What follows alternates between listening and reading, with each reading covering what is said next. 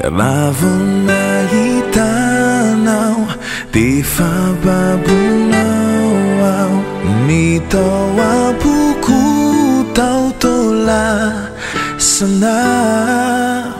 tojo ilay liriko ao tiay sady tiako raha ny faniriko mandrakizaho tugtilay fotoana ilazako hanao eto anatrehan'izao tontolo izao fatiko tena tikanao volonany ampiakatra anao naomoranao mafy sao tsy vadika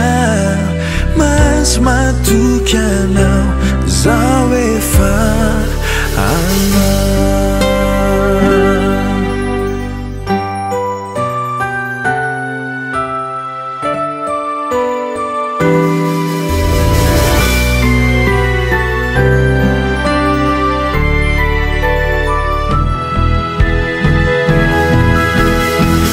Fanyandroandroany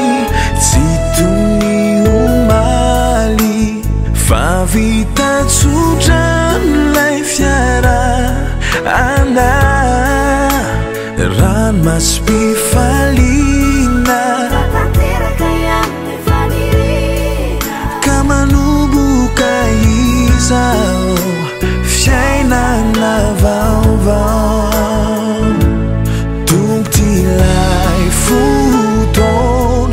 ilazako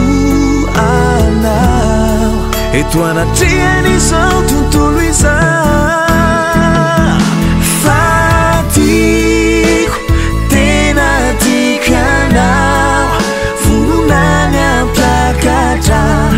anao naomoranao mafy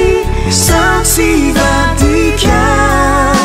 mahazo matoky anao zao efa anao fatiko tena tikanao volonany ampiakatra anao naomoranao mafy sao tsy vadika mahazo matoky anao zao efa anao naomoranao mafy sao tsy vadika